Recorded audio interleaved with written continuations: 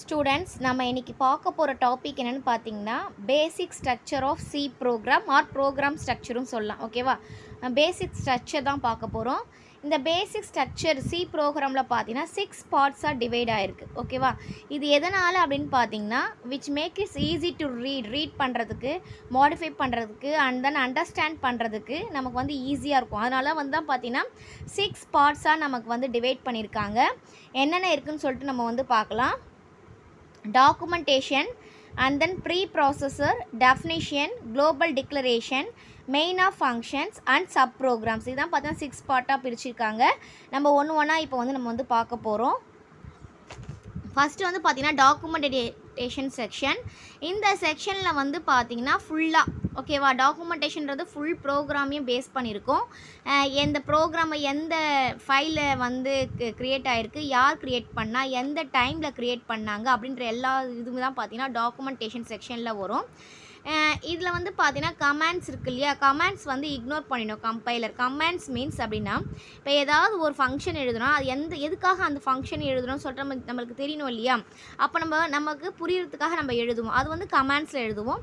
கமாண்ட்ஸுன்றது C லாங்குவேஜில் பார்த்தீங்கன்னா double ஸ்லாஷில் வரும். இந்த டபுள் ஸ்லாஷில் நம்ம என்ன எழுதினாலும் சரி தான், அது என்ன ஆகாதுன்னா சி கம்பைலர் வந்து இதை வந்து கம்பைல் பண்ணாது. இந்த லைனை என்ன பண்ணிடும், இக்னோர் பண்ணிடும். அதான் பார்த்தீங்கன்னா கமாண்ட்ஸு. நெக்ஸ்ட்டு பார்த்தீங்கன்னா preprocessor directive sections. Preprocessor அப்படின்றது என்னென்னு பார்த்தீங்கன்னா அது வந்து எப்படி ஃபஸ்ட்டு நம்ம பார்க்கலாம். எப்படி ஸ்டார்ட் ஆகும்னா ஆஷ் ஃபஸ்ட்டு நமக்கு என்ன ஸ்டார்ட் ஆகும்னா ஹேஷின் ஸ்டார்ட் ஆகும். இது கம்பைலர் ப்ரீ ப்ராசஸர் அப்படின்னா இப்போ சி இருக்குது, C++ இருக்குது, ஜாவா இருக்குது, எல்லாமே இருக்குது இல்லையா. அப்போது இந்த ப்ரோக்ராம் வந்து எதை பேஸ் பண்ணி எந்த லாங்குவேஜ் பேஸ் பண்ணி இருக்குன்றதை சொல்லணும் இல்லையா. அதான் வந்து பார்த்திங்கன்னா ஹெட்டர் ஃபைல்ஸ் சொல்லுவோம். அந்த ஹெட்டர் ஃபைல்ஸ்ன்றதுன்னு பார்த்தீங்கன்னா ஏற்கனவே வந்து சிஸ்டத்தில் ப்ரீ ப்ராசஸர் ஆகிருக்கும். ஓகே, இது வந்து இதுதான் நடக்கும். இப்போ ஃபார் எக்ஸாம்பிள் பார்த்திங்கன்னா நம்ம ஹெட்டர் ஃபைல் என்ன கொடுப்போம்னா ஆஷ் இன்க்ளூட் stdio.hன்னு கொடுப்போம். சி லாங்குவேஜ் அப்படின்னா ஸ்டாண்டர்ட் இன்புட் அவுட்புட்னு அர்த்தம். இப்போ இதை பார்த்தோன்னே சிஸ்டத்துக்கு என்ன புரியும், இது வந்து பார்த்திங்கன்னா சி லாங்குவேஜ் பேஸ் பண்ணது அந்த மாதிரி இருக்கும். அதே மாதிரி நிறைய ஃபங்க்ஷன்ஸ் வந்து இதில் இருக்கும், லைப்ரரிஸ் இருக்கும். இப்போ ஃபார் எக்ஸாம்பிள் பார்த்தீங்கன்னா math.hன்னு இருக்கும். math.hன்றது ஒரு header file. Hash include math, இது preprocessor. Preprocessor means இந்த மேத் அப்படின்னு கொடுத்தோம்னா மேத்தமெட்டிக்கல் ஃபங்க்ஷன்ஸ் இருக்குல்ல, square root of, ceil of, floor of, அந்த மாதிரி ஃபங்க்ஷன்ஸ் இருக்குல்ல, அந்த மாதிரி ஃபங்க்ஷன்ஸை நம்ம யூஸ் பண்ணணும்னா நம்மளுடைய சி லாங்குவேஜில் கண்டிப்பாக இந்த ஹெட்டர் ஃபைல் வந்து நம்ம வந்து கொடுக்கணும். இப்போ இந்த ஹெட்டர் ஃபைல் நம்ம கொடுக்கும் போது மேத் அப்படின்றதுன்னு பார்த்தீங்கன்னா ஏற்கனவே என்ன பண்ணியிருப்பாங்க, ப்ரீ ப்ராசஸ் பண்ணி வச்சுருப்பாங்க. இந்த மாதிரி இந்த ஃபங்க்ஷன்ஸ்லாம் இதில் வரும், இந்த ஃபங்க்ஷன்ஸ்லாம் இந்த ஆக்ஷனை பெர்ஃபார்ம் பண்ணோம். இப்போ நம்ம இப்போ ஸ்கொயர் ரூட் ஆஃப்ன்றது நம்ம இங்கே வந்து அப்படியே எழுத முடியாது, எழுதுனா நமக்கு எரர் வரும். அதுக்கு நம்ம என்ன கொடுக்கணும், ஆஷ் இன்க்ளூட் math.hன்னு கொடுத்தா தான் ஓகே இந்த லைப்ரரியில் இந்த ஃபங்க்ஷன் இருக்குன்னு சொல்லிட்டு எக்ஸிக்யூட் ஆகும். இதான் பார்த்தீங்கன்னா ப்ரீ ப்ராசஸர்ஸ். நம்ம இன்புட் அவுட்புட் சொன்னோம் இல்லையா, இந்த இன்புட் அவுட்புட் லைப்ரரி எதை பேஸ் பண்ணியிருக்கோன்னா ஃபங்க்ஷன் பார்த்திங்கன்னா நம்ம சியில் யூஸ் பண்ணுறது பிரிண்ட் ஆஃப்னா அவுட்புட் டிஸ்பிளே பண்ணுறதுக்காக. அண்ட் தென் ஸ்கேன் ஆஃப்ன்றது என்னென்னு பார்த்தீங்கன்னா நம்ம இன்புட் கெட் பண்ணுறதுக்காக நம்ம வந்து யூஸ் பண்ணுறோம். ஓகேவா? இதான் பார்த்தீங்கன்னா செகண்ட் பார்ட். தேர்ட் பார்ட் அப்படின்றது பார்த்தீங்கன்னா டெஃபினேஷன் செக்ஷன். டெஃபினேஷன் செக்ஷன் அப்படின்றதுன்னு பார்த்தீங்கன்னா கான்ஸ்டன்ட்ஸ் வேல்யூ இருக்கு இல்லையா, அந்த கான்ஸ்டன்ட் வேல்யூலாம் நம்ம டிஃபைன் பண்ணுறதுக்காக யூஸ் பண்ணுறது தான் டெஃபினேஷன் செக்ஷன். இந்த டெஃபினேஷன் செக்ஷனில் நம்ம என்ன யூஸ் பண்ணணும்னா ஆஷ் டிஃபைன்ட் அப்படின்னு சொல்லிட்டு யூஸ் பண்ணணும். இப்போ ஃபார் எக்ஸாம்பிள் நம்ம வந்து பார்த்திங்கன்னா இப்போ டிஃபைன் கொடுத்துட்டு பையோட வேல்யூ, இது வேரியபிள் நேம். ஓகேவா? பை எது வேணால் கொடுக்கலாம். இதோடைய கான்ஸ்டன்ட் வேல்யூ இருக்குல்லையே நம்ம டிக்ளேர் பண்ணிடுறோம். அப்போ இந்த பிஐ கொடுத்தா நமக்கு இந்த வேல்யூ என்ன பண்ணுவோம், சி வந்து ஆட்டோமேட்டிக்காக எடுத்துக்கும். ஃபோர்த் வந்து பார்த்திங்கன்னா global declaration section. Global declaration section அப்படின்றதுன்னு பார்த்தீங்கன்னா வேரியபிள்ஸு, ஃபங்க்ஷன்ஸு அதெல்லாம் எங்கே பண்ணணும்னா அவுட் சைட் த ஃபங்க்ஷன், மெயினாக ஃபங்க்ஷன்ஸ்க்கு அவுட் சைடில் கொடுக்கும்போது பார்த்திங்கன்னா நம்ம என்ன பண்ணிக்கலாம், அந்த வேரியபிள்ஸ் இப்போ குளோபல் வேரியபிள்ஸ் அவுட் சைடில் கொடுத்தோம்னா நம்ம எந்த ஃபங்க்ஷன்ஸ் வேணாலும் அந்த வேரியபிள்ஸை நம்ம வந்து யூஸ் பண்ணிக்கலாம். அதான் குளோபல் டிக்ளரேஷன் செக்ஷன் சொல்லுவோம். இப்போ வேரியபிள்ஸ் அண்ட் ஃபங்க்ஷன்ஸ் எனிவேர் எங்கே வேணால் டிக்ளேர் பண்ணிவிட்டு அதை குளோபலில் டிக்ளேர் பண்ணிட்டா நம்ம எங்கே வேணாலும் யூஸ் பண்ணிக்கலாம். ஃபார் எக்ஸாம்பிள் நான் குளோபலில் இன்ட்டு நம் ஈக்குவல் டு 9 அப்படின்னு கொடுத்துட்டேன்னா இந்த நம் என்ற வேரியபிளில் நான் எந்த ஃபங்க்ஷன்ஸில் வேணாலும் யூஸ் பண்ணிக்கலாம்.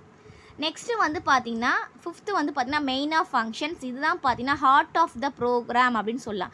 ஒரு ப்ரோக்ராம் ஃபஸ்ட்டு எங்கே போய் எக்ஸிக்யூட் ஆகும்னா ஃபஸ்ட்டு டைரக்டரி வரும், சி லாங்குவேஜான்னு பார்க்கும். அந்த நேராக எங்கே வரும்னு பார்த்திங்கன்னா மெயின் ஆஃப் ஃபங்க்ஷனில் தான் ஃபஸ்ட்டு வரும்.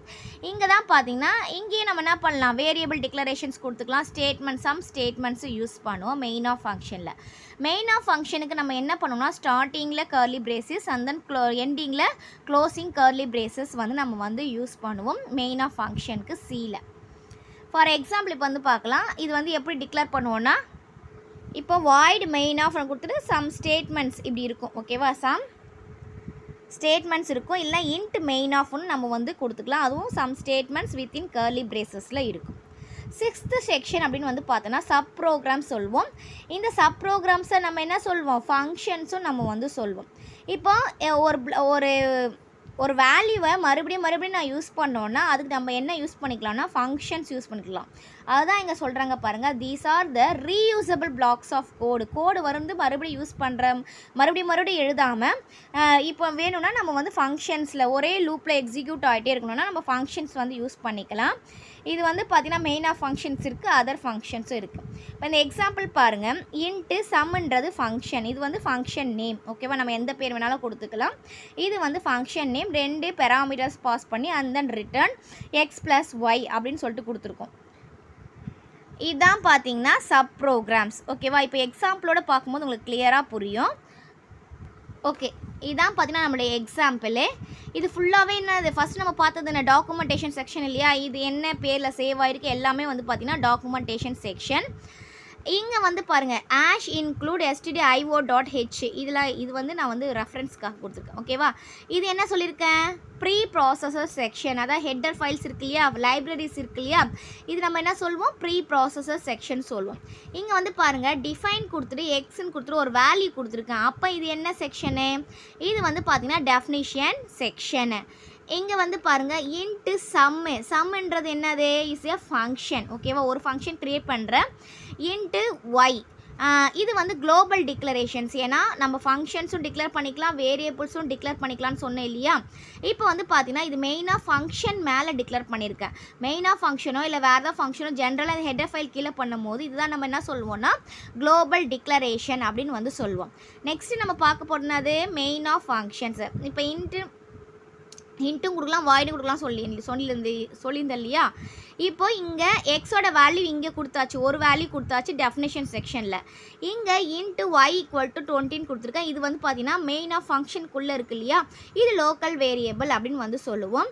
பிரிண்ட் ஆஃப் %d வந்து எதுக்காகனா இன்டீஜர் வேல்யூ பிரிண்ட் பண்ணுறதுக்காக %d கொடுப்போம். இங்கே சம்ன்றது நம்ம ஆன்சர் வர்றதுக்காக within double quotes sum of y return 0ன்னு கொடுத்தாச்சா. ஃபஸ்ட்டு நமக்கு மெயின் ஆஃப் ஃபங்க்ஷன் தான் வருமா.